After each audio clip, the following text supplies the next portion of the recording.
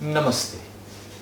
My name is Sandeep Solanki and today we are going to learn a very simple practice called as Ardha Halasana. Usually we have seen Halasana, which is a plough pose, but to get into that, Ardha Halasana is very important. Ardha means half and Halasana means a posture very similar, close to a plough. Maybe it can be just a starting point to enter into a plough pose. So in Ardha Halasana, we lift one leg up and we remain there. Similar thing can be happen with Ardha Halasana with both the legs, but mostly Ardha Halasana is done with lifting one leg up.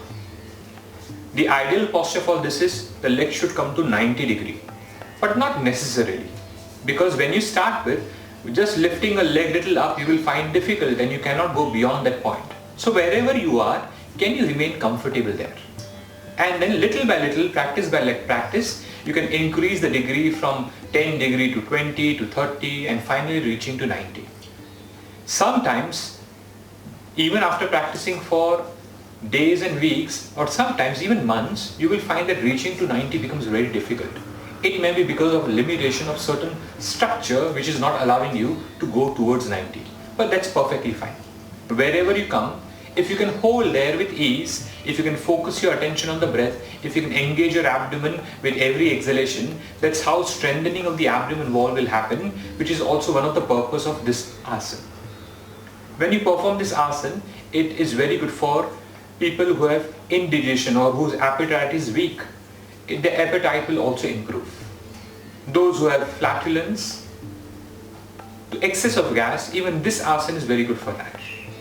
The only precaution that we have to keep in mind is when people have a weak back, when lifting of the leg becomes difficult because of weak abdomen also, they can modify and bend the legs to make it simpler to start with. Later on, they can keep the legs straight and then lift one leg up.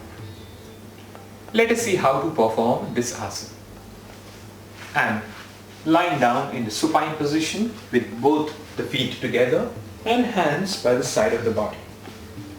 Initially, when you are very new into yoga practice, you should always start with keeping both the legs bent and then lift one leg up. This makes it a little easier because there is very minimum strain. In fact, there is no strain on the spine because my back is being supported with the floor. Few people, in order to go more up, they use the other leg to go more up. And that's where the buttock starts lifting. We don't want to lift the buttock also. Neither we want to use the leg which is on the floor. We just want to use our abdomen muscle or the strength of the abdomen to lift the leg up. This is how a modification can be done for those who are very new into it and those who find it difficult. But usually when you perform this asana, the starting point is both the feet are together, hands by the side of the body. One leg will remain engaged so that this leg will remain firm and also bring a nice stretch, and also strengthening of the abdomen can take place nicely. So I'm engaging my right leg by stretching the toe in and engaging my quads, pulling the quads up so that the right leg becomes stationary, and then I lift my other leg up slowly, keeping the leg straight at the knee.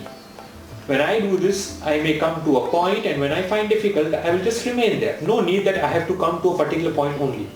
When I started from here. This was my starting position.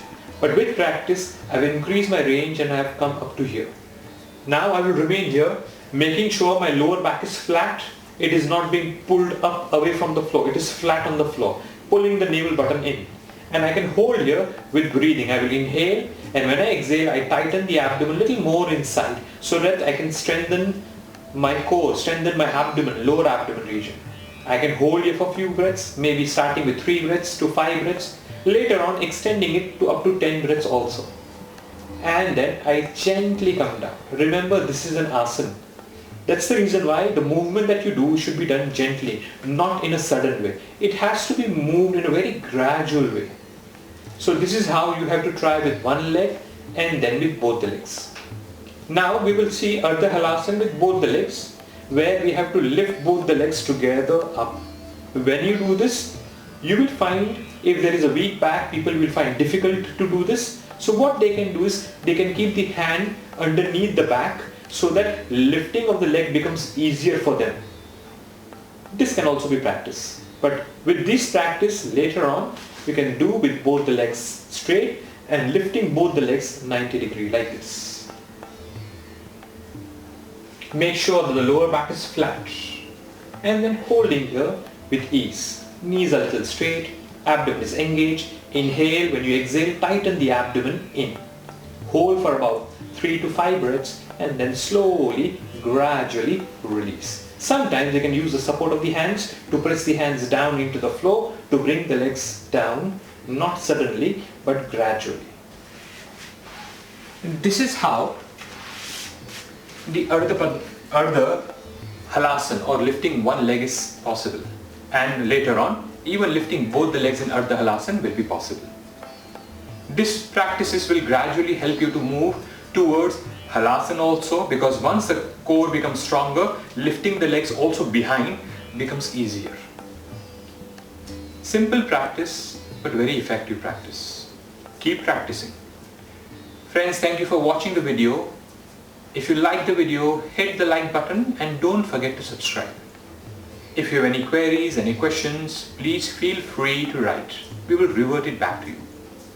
Thank you. Namaste.